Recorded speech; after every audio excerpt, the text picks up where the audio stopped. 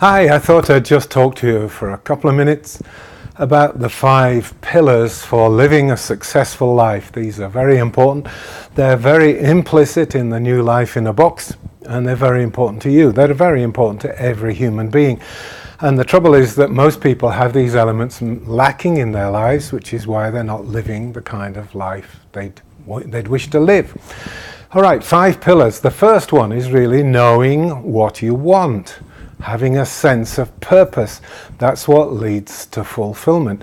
Most people don't know what they really want, never mind how to get it. So one of the opening sections in the program, the course or package or life change materials that you're going to be reading about says, what do you want? What do you really, really want? You know, get past all the bluff and the phoniness of modern society where you're supposed to just want to get rich and get ahead in the job and so forth. What is it you really want? And most people don't want that. Listen, even if a person says they want $1 million or they want $10 million, why? What will that do for you? Well, it will give me a sense of fulfillment and accomplishment, and I'll be respected and admired. So that's what the person really wants, not the $10 million. Okay? Now, there's a myth running around in our society. It's furthered by lots of underperforming coaches and things like MLM, multi-level marketing drivers, network marketing drivers, which is that people will do anything for material gain, to get wealthy, to have a Ferrari, to own a yacht, that people will undertake any task at any level. And it's simply not true. These short-term rewards really don't sustain. People who have just sought riches only and they got wealthy, they're not living the kind of life they'd like to lead. Those few are there, of course some are, but you know, there's some poor people who are living a good life, there's some rich people living a good life. But the rich people are living a good life. It's nothing to do with the fact that they have wealth and they have money. It's because they have found and they're fulfilling their life purpose. In other words, they're doing what they want to do. Now, part of creating for yourself the kind of life you want, you're going to have to investigate your values, and this is something we'll explore with you.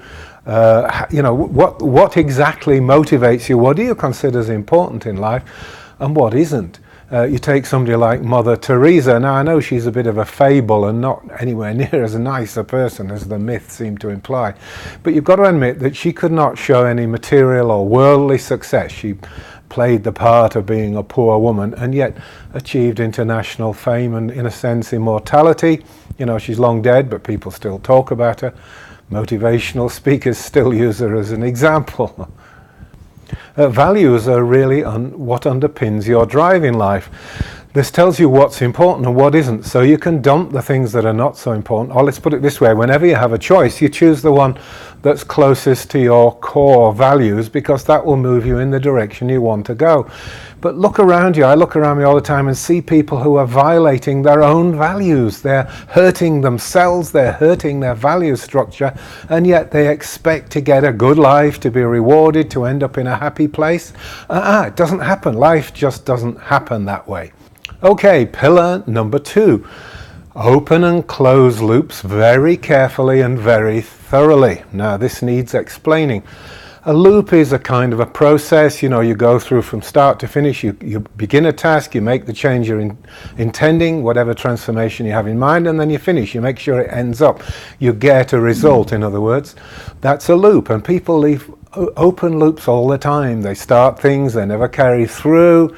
And then they start something else and they don't carry through with that. Pretty soon your psychic space is cluttered with all kinds of open loops which work like a kind of sludge. You know, time is measured by these loops. The faster the loops go, the quicker your sense of time progressing.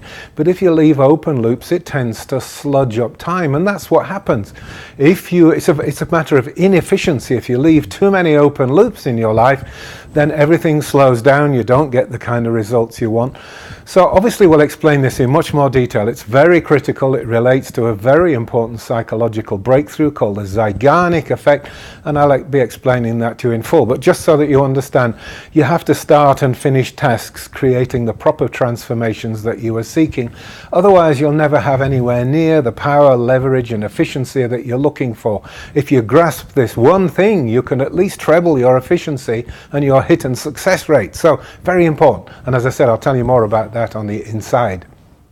Number 3, you've got to communicate accurately and effectively.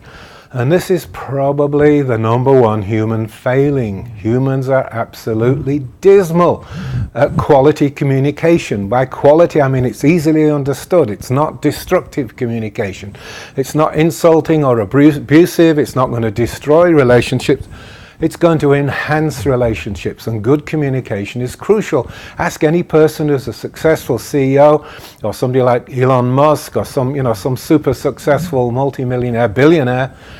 That person is able to communicate effectively. Now, it doesn't mean if you communicate effectively you're going to get rich, but the opposite is certainly true. If you're very poor at making yourself understood, you're very poor at the way you treat people and relate to people, you're constantly saying hurtful or insulting or things that degrade, debase people or bring them down, or in the end what I'm saying is they make them unwilling to help you, then you're not going to get to where you want to be.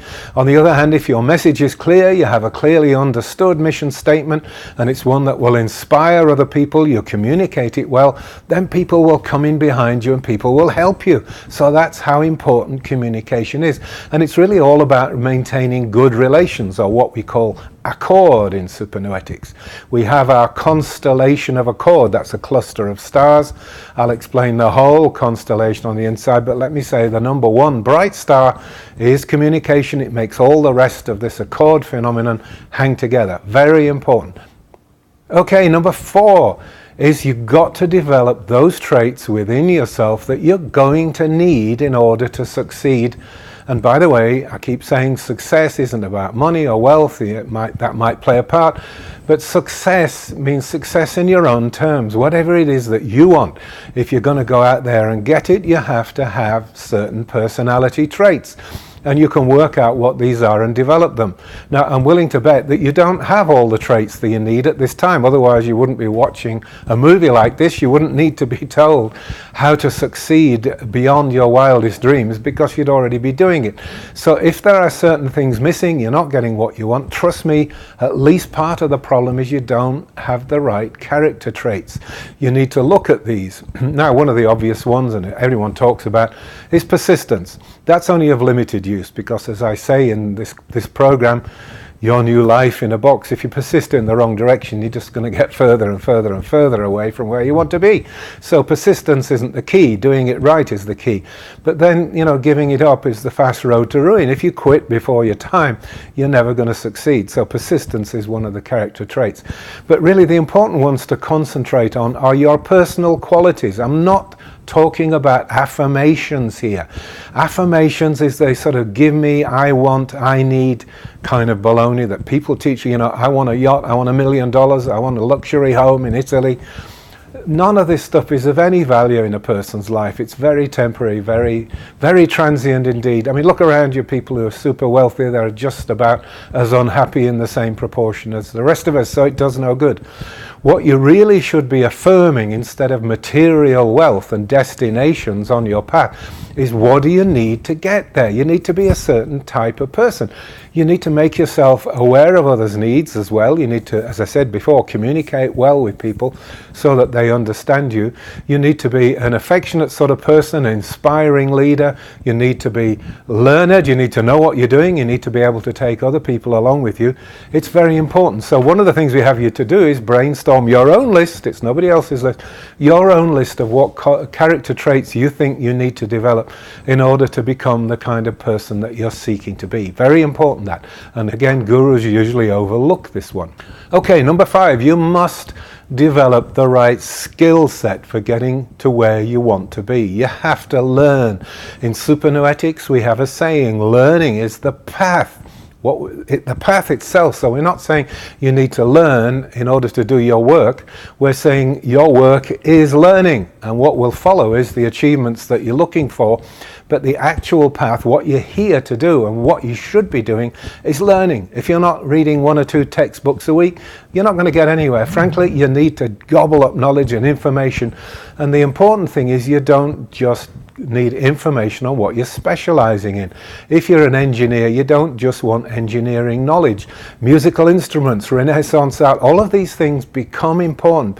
Everything interrelates, and the more and wider your body of knowledge, the more informed you're going to be, the more you can connect the dots, as it were, and see what you really need to see.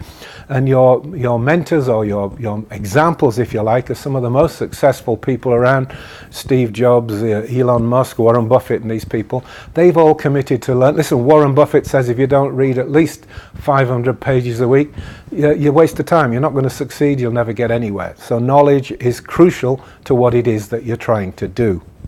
All right, so that's my 5 pillars of successful living. You could, if you like, call it a life of craft and learning. The point is, if you want something, you've got to learn how to get it. If you want to live a particular life, you've got to learn how to get there. If you want to fly a jumbo jet across the Atlantic, what do you have to do? You have to learn how that's going to happen. And if you want a life that means something to you, you've got to learn how to craft that life. That's what this course is all about. Thank you.